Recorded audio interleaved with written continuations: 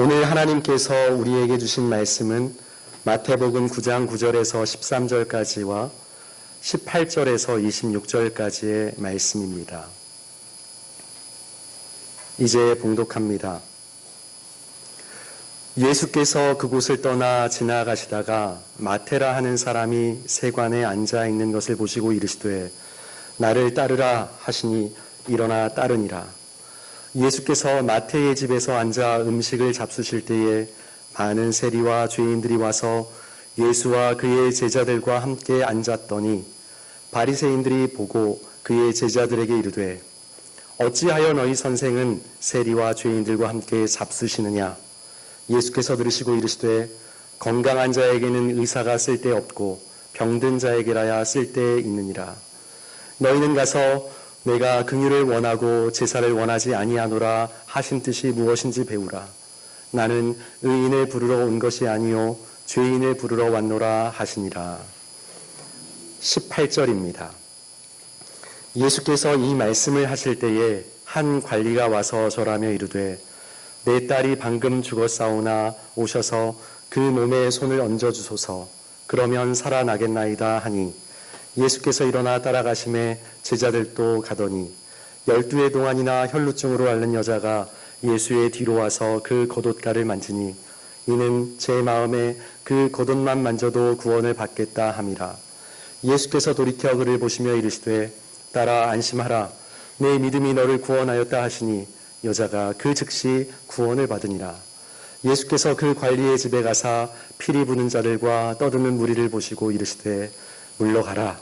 이 소녀가 죽은 것이 아니라 잔다 하시니 그들이 비웃더라. 무리를 내보낸 후에 예수께서 들어가사 소녀의 손을 잡으심에 일어나는지라.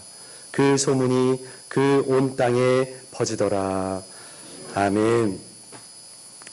성도님 여러분, 복된 주일 아침입니다. 예배의 자리에 잘 오셨습니다. 하나님의 사랑과 은혜가 이 시간 예배의 자리에 나오신 성도님들 삶의 자리 가운데 심령마다 늘 함께 하시기를 소망합니다. 성령님께서 우리의 마음과 중심을 새롭게 해주시고 또 우리 영혼을 생명과 사랑으로 충만케 해주시기를 간절히 축복합니다. 여러분, 만약 예배의 시간이 끝나고 나서 예배 문을 나서고 또 교회 문 밖을 나섰을 때 우리 지역에서 가장 인정받지 못하는 사람과 마주쳤다면 혹은 여러분이 개인적으로 이 사람과는 내가 함께 할 수 없어. 절대로 마주치고 싶지 않다. 저 사람은 우리와 부류가 다르다. 라고 생각하는 사람이 저 멀리서 걸어오고 있습니다. 여러분, 그러면 여러분은 어떻게 하겠습니까? 못 본 채 하고 방향을 돌려서 다른 곳으로 향하시겠습니까? 아니면 먼저 찾아가서 반갑게 인사를 나누시겠습니까? 우리는 한 주간 일상에서 시간을 내어서 열심히 성경을 읽고 또 기도를 쉬지 않고 오늘 이 자리에 나와서 거룩한 예배의 자리에 나와 하나님 말씀을 듣고 있습니다. 참으로 귀하고 아름다운 신앙의 모습입니다. 그런데 주일 강단의 이 자리에 제가 설 때마다 던지는 질문이 있습니다. 참으로 중요하고 무거운 질문입니다. 하나님께서 정말로 우리에게 원하시는 신앙의 가장 확실한 증거는 무엇일까라는 것이죠. 하나님께서 나에게 원하시는 신앙의 가장 확실한 증거는, 여러분이 보여주실 증거는 무엇입니까? 주일 아침에 예쁘게 멋있게 차려입고 성경책을 단정히 들고 예배당 의자에 앉아서 예배드리는 우리의 외적인 모습입니까? 아니면 이 예배당 문을 나선 이후 세상의 삶의 현장에서 드러나는 그 삶 속에서 드러나는 가정에서, 일터에서, 이 지역사회에서 드러나는 우리의 시선, 그리고 우리의 섬김의 손길입니까? 오늘 우리가 함께 읽은 본문에는 당시 유대 사회에서 내가 성경은 최고야, 성경을 가장 많이 알고 있어 스스로 자부하는 사람들, 가장 거룩하게 산다고 자부했던 종교 지도자들, 바리새인들을 만나게 됩니다. 그들은 말씀뿐만 아니라 거기에 더해서 율법의 세부 조항들을 구체적으로 다 하나하나 그렇게 만든 다음에 그걸 나는 하나도 어기지 않고 철저하게 예배드리는 사람이다. 정결 규례를 목숨처럼 여긴다. 이렇게 자부했습니다. 그런데 오늘 본문 속 예수님께서는요, 유대교의 한가운데를 향해서 침투에 들어가고 계십니다. 그리고 2000년이 지난 바로 지금 이 자리, 예배드리고 있는 저와 여러분, 이 자리 가운데 주님께서 찾아오 주셔서 도전적인 말씀을 하고 계세요. 너희는 가서 내가 긍휼을 원하고 제사를 원하지 아니하노라 하신 뜻이 무엇인지 배우라. 그렇게 주님께서 말씀하십니다. 오늘 선포되는 하나님의 말씀을 통해서 우리가 드리는 예배와 이 예배 형식 속에 정작 하나님이 그토록 원하시는 언약적인 헤세드의 사랑이 빠져있지는 않은지 우리의 예배의 모습을 다시 한번 돌아볼 수 있기를 바랍니다. 말씀하시는 주님의 음성을 통해 우리의 신앙의 중심을 직면할 뿐만 아니라 형식을 넘어 참된 사랑을 세워 나아가는 은혜의 시간이 다 될 수 있기를 간절히 소망합니다. 먼저 판단을 멈추고 환대의 식탁을 펴십시오. 환대의 식탁을 펴시기 바랍니다. 오늘 예수님이 마주하신 첫 번째 자리는 다름 아닌 식탁 자리였습니다.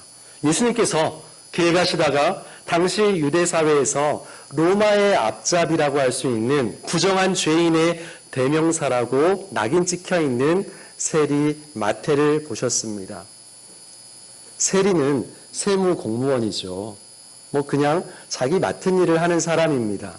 그러나 당시의 세리는 우리 민족의 피를 빨아서 우리 민족을 압제하고 있는 로마에 딱 달라붙어가지고 반역행위를 하는 사람이라고 생각이 되었어요. 죄인 중에 죄인이다. 그렇게 낙인 찍었던 사람입니다. 주님은 아무도 쳐다보지 않던 이 세관에 앉아있는 마태를 향해서 나를 따라오라.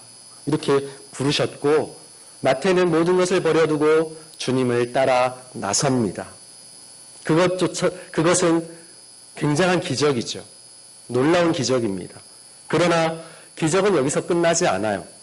예수님께서는 마태의 집에 들어가셔서 수많은 세리들과 또 많은 죄인들과 더불어서 식탁 자리에 앉아서 밥을 잡수십니다.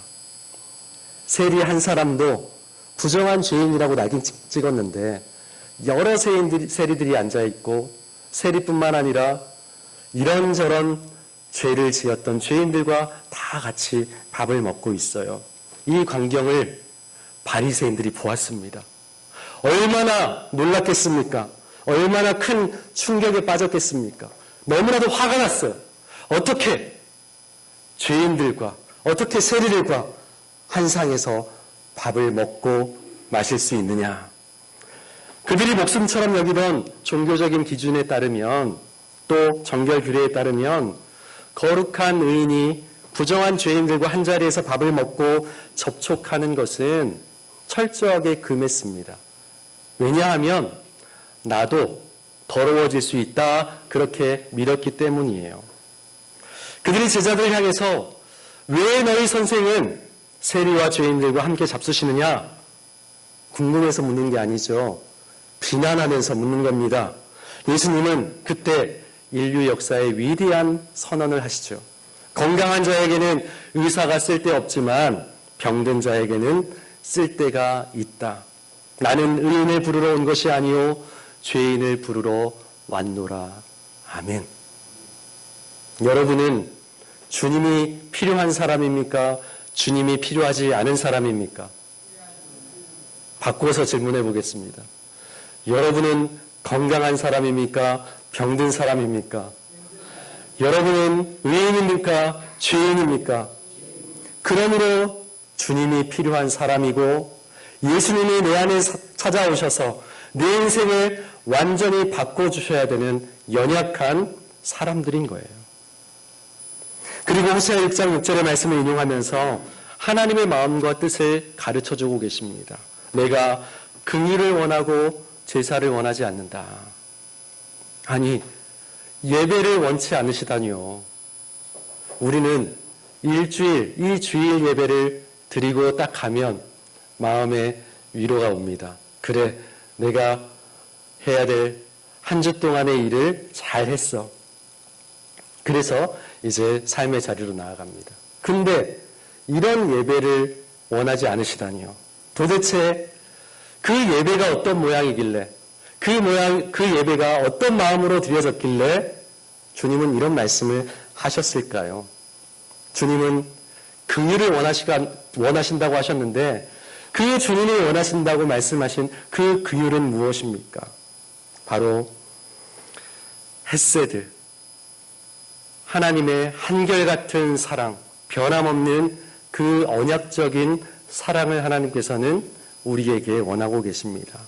하나님이 진정으로 원하시는 신앙의 본질은 완벽한 종교적인 예식을 자랑하면서 내 기준에 미치지 못하는 누군가를 향해서 마음껏 칼날을 휘두르는 것이 아니죠.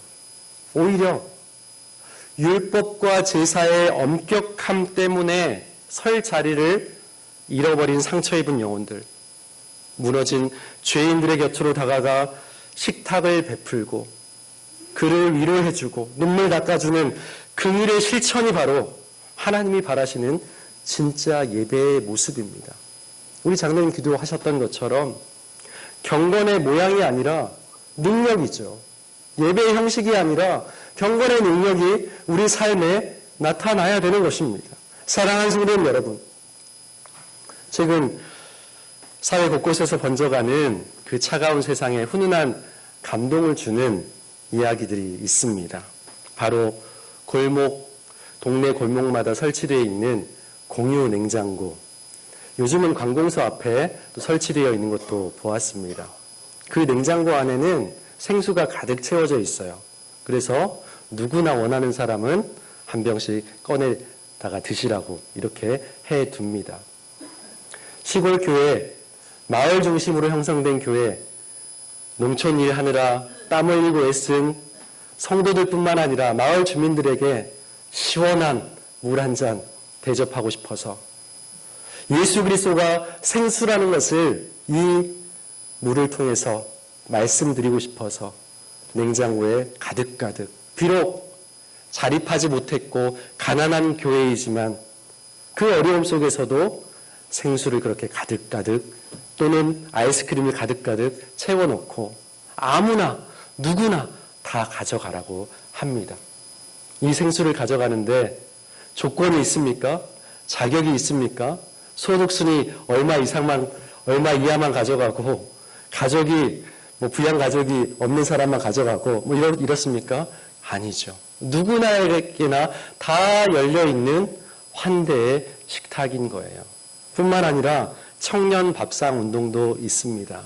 이것은 가난한 대학 청년들을 위해서 3,000원에 김치찌개, 온갖 재료 3,000원이니까 별거 있겠어 하겠지만 맛있는 두부를 송송 썰어놓고 또 삼겹살 썰어놓고 해서 맛있게 끓인 다음에 가득가득 채워주고 또 밥도 무한대로 그렇게 퍼갈 수 있도록 해놓습니다. 제가 근무했던 이전 교회 근처에도 그런 청년 밥상이 있었어요. 그래서 한번 이용해볼까 하는 마음도 있었지만 제가 이용해서는 안 되겠다 싶어가지고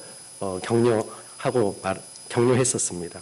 여러분, 이 작은 냉장고, 공유 냉장고 운동, 청년 밥상 운동, 왜 이토록 큰 울림과 또 감동을 줄까요?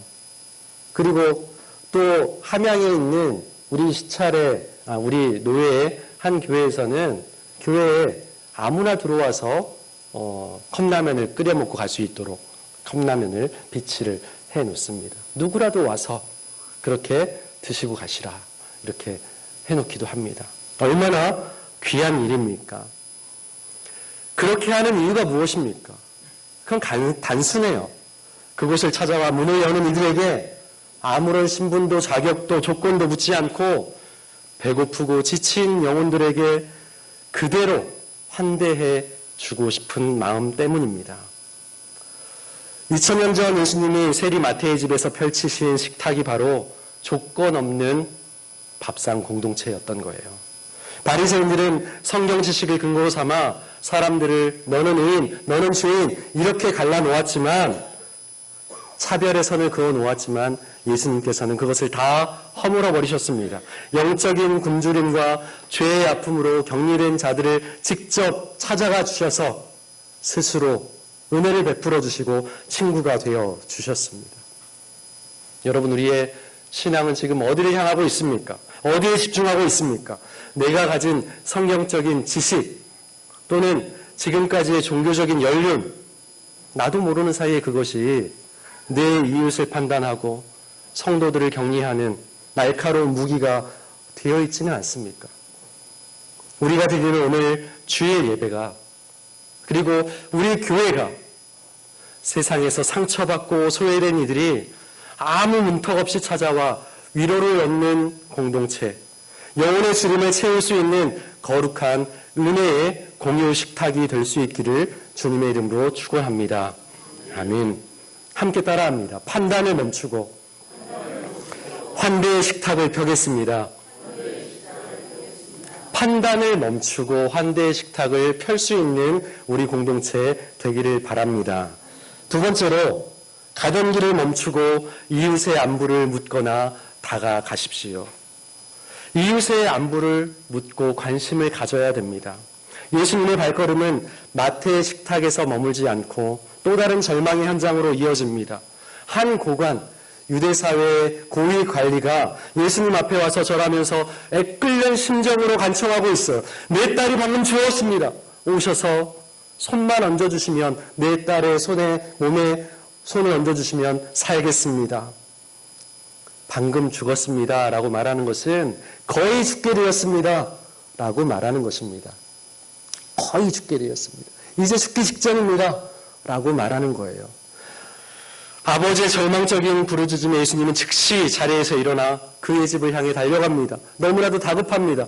빨리, 1분 1초가 아깝습니다. 빨리 그곳에 도착해야 합니다. 그 바쁜 걸음이 이어지던 길 위에서 예수님은 또 다른 유대 종교 시스템에 만들어 놓은 거대한 장벽을 마주하죠. 바로 12년 동안 혈루증을 앓아온 여인과의 만남입니다. 레위기 15장 정결 규례에 따르면 몸에서 끊임없이 피가 흘러나오는 유출병 환자는 종교적으로 완전히 부정한 상태예요. 그녀가 만지는 어떤 물건도 다 부정하게 되고 그녀가 만지는 어떤 사람도 다 부정하게 됩니다. 그래서 이 여인은 12년 동안 가족들로부터도 외면당했어요. 공동체로부터도 버림당했습니다. 사회로부터도 격리되었습니다. 성전 예배에 참여할 수가 없었어요. 살았지만 살았다고 할 수 없는 죽었던 여인이었던 겁니다. 이 여인이 군중들 틈에 몰래 끼어들어 숨죽인 채 예수님 뒤로 다가왔어요. 그리고 예수님의 겉옷자락에 조용히, 다른 사람이 눈치 못 채게 조용히 손을 대었습니다. 내가 이분의 옷자락만 만져도 구원을 받겠다 하는 간절한 믿음 때문이었습니다. 여러분, 당시의 종교적 통념대로라면 이 여인의 행동은 거룩하신 예수님을 욕보인 거예요. 거룩하신 예수님을 부정하게 만드는 거예요. 사람들은 소리치며 여인을 정죄했을 겁니다. 쫓아내었을 겁니다. 어디서 지금 와가지고 여기가 어디라고 그렇게 쫓아냈을 거예요. 그러나 우리 주님은 어떻게 하십니까? 가시던 길을 멈추고 돌아보았습니다. 그 여인을 보면서 따님 힘내세요. 당신의 믿음이 당신을 구원했습니다. 새한글 성경에 그렇게 표현되고 있어요. 따님 힘내세요. 딸아 힘내라. 주님은 그녀를 향해 다른 사람들처럼 부정한 낙인을 찍었던 것이 아니라 따님, 딸로 여겨주셨던 거예요. 한 아버지가 그토록 살리고 싶어하는 관리의 딸처럼 똑같이 소중한 하나님의 따님으로 불러주신 것입니다. 정죄를 넘어 차별의 선을 넘어 한 영혼의 깨어진 존엄성을 완벽하게 회복시키는 치유의 접촉이 일어난 순간인 것입니다. 우리는 매스컴을 통해서 홀로 사시는 독거노인들 또 이웃들 그들을 섬기기 위해서 대문에 조용히 우유 한 팩을 걸어놓는 그런 봉사를 하는 소식들을 들어보셨을 거예요. 배달원들이 봉사하는 사람이 매일 아침 우유 한 팩을 걸어놓습니다. 근데 그 다음날 갔을 때 우유가 없어졌다면 아, 건강하시구나 라고 안심이 되지만 우유가 그대로 있다면 불안하죠. 이 어르신 혹시 쓰러지신 건 아닌가? 혹시 고통 중에서 남모를 아픔 가운데 있는 건 아닌가? 해서 주변에 도움을 청하고 또 기관의 도움을 청해서 이 홀로 사시는 어르신들을 돕는 귀한 사역이에요. 아무도 찾지 않는 차가운 방문 너머에서 홀로 신음하는 이웃을 향해 내가 바쁘게 가던 길을 잠시 멈추고 안부를 묻는 살아있는 관심이 존재하기 때문에 그렇습니다. 우리는 일상이 너무 바빠요. 왜 이렇게 바쁜지 모릅니다. 하루하루가 너무나도 바빠요. 여러분 바쁘죠? 바쁜 한 주 사셨죠? 예수님도 너무 바쁘셨어요. 한 영혼을 살리기 위해서 지금 달려가는 길입니다. 그런데 잠시 멈추어 서서 그 12년 동안 혈루증으로 앓고 있는 여인을 바라보셨습니다. 우리 주변에도 아니 어쩌면 지금 이 자리에도 아무에게도 말하지 못하는 영육 간의 질병과 남모를 상처로 인해 스스로 마음의 문을 닫아 걸고 신음하고 있는 현대판 혈루증 여인들이 존재하고 있을지 모릅니다. 우리가 매 주일 예배를 잘 지키고 헌금 생활을 성실하게 잘 하고 이러한 종교적인 형식, 의례에만 마음을 다 빼앗겨 버린다면 정작 내 바로 곁에 있는 형제와 자매의 아픔에는 그 흘리는 눈물에는 무관심하다면 혹시 방치하고 있다면 그것은 하나님께서 오늘 우리에게 내가 그런 예배는 원치 않는다. 내가 그런 제사는 받지 않겠다 하고 말씀하시는 하나님의 음성임을 꼭 기억할 수 있기를 바랍니다. 예수님은 한 고위 관리의 딸을 살리려 가시던 그 지체할 수 없이 바쁘고 중요한 발걸음 중에도 사회적으로 격리된 채 소외당하던 한 여인의 소리 없는 신음을 들으시고 길 위에 그냥 그대로 멈춰 섰어요. 신앙의 이름으로 그어놓은 무관심의 경계선을 뛰어넘었습니다. 내 곁에 있는 이웃의 영적인 안부를 살피고 아픔의 손을 맞잡아 주는 것, 그것이 바로 예수님께서 오늘 우리에게 배우라고 명령하신 참된 헤세드의 사랑인 줄로 믿습니다. 한번 따라합시다. 가던 길을 멈추고 이웃의 안부를 묻겠습니다. 우리 이 이야기는 좌우 앞뒤에 있는 성도님들하고 나눠야 되겠습니다. 가던 길을 멈추고 형제님의 안부를 묻겠습니다. 자매님의 안부를 묻겠습니다. 형제님에게 다가가겠습니다. 자매님에게 다가가겠습니다. 왜 이렇게 쑥스러워하세요? 멈추고 다가가고 안부 묻고 그런 가운데 하나님이 기뻐하시는 예배가 회복되는 줄 믿습니다. 마지막으로 절망의 자리에 들어가 생명의 손을 잡아 일으키십시오. 생명의 손을 잡아 일으켜야 됩니다. 혈루증 여인을 구원하신 예수님의 발걸음은 최종 목적지인 관리의 집에 도착합니다. 그 집의 풍경은 이미 절망으로 가득 찼어요. 죽음 직전의 딸이 이미 죽은 것입니다. 집 안에는 피리 부는 사람들이 와 있어요. 슬픈 곡조의 노래를 연주하는 사람들이 찾아온 거죠. 곡하는 사람들, 곡소리들도 여기저기서 들립니다. 장례를 준비하는 손길들, 바쁜 이야기들도 오고 가고 있습니다. 의학적인 통념으로 그 어린 소녀는 이미 숨이 끊어졌습니다. 완벽하게 죽은 자였습니다. 인간이 바꿀 수 없는 차가운 현실의 벽에서 사람들은 눈물을 흘리고 있어요. 슬퍼하고 있어요. 바로 그 절망과 눈물의 한복판에서 예수님께서는 선언하고 계십니다. 24절 말씀입니다. 물러가라. 이 소녀가 죽은 것이 아니라 잔다. 죽은 것이 아니라 이 소녀가 지금 자고 있다. 이 말씀을 들은 무리들의 반응이 어땠습니까? 성경은 적나라하게 그것을 표현하고 있죠. 그들이 비웃더라. 조롱과 비웃음을 보냈습니다. 이미 숨이 멎었고 의학적으로 사망 진단이 내려졌는데 잔다니 무슨 황당한 소리야. 비아냥 섞인 웃음이었습니다. 그러나 예수님은 세상의 비웃음에 전혀 흔들리지 않으세요. 오히려 생명 없는 절망의 소음으로 가득 찬 무리들을 집 밖으로 다 쫓아보내시고 죽은 소녀가 누워있는 침상 방 안으로 들어가십니다. 그리고 율법이 엄격하게 금지하고 있던 또 하나의 선을 넘고 계세요. 어떻게 하셨습니까? 바로 시체를 직접 손으로 만지신 겁니다. 민수기 19장에 따르면 시체를 만진 자는 7일 동안 부정하게 되며 성막에 가까이 할 수가 없었어요. 하지만 생명의 주인 되신 주님께서 죽은 소녀의 손을 잡으시는 순간 어떤 역사가 일어났습니까? 거룩하신 예수님이 부정해진 것이 아니라 시체를 통해서 예수님이 부정해진 것이 아니라 오히려 생명이신 주님께서 그 부정한 시체가 오히려 생명이 그 안에 들어가서 다시 살게 되었습니다. 예수 그리스도 안에 있던 하늘의 생명 능력이 죽은 소녀의 몸으로 흘러 들어가 부정함과 죽음의 권세를 다 깨뜨려 주셨습니다. 소녀가 그 즉시 자리에서 벌떡 일어났어요. 세상의 통념과 종교적인 율법이 그어놓은 죽음과 절망의 완벽한 한계를 예수 그리스도의 생명의 통치 능력이 완전히 허물고 승리한 것입니다. 사랑하는 성도님 여러분, 세상 사람들은 우리의 삶을 향해서 절망의 피리를 불어댑니다.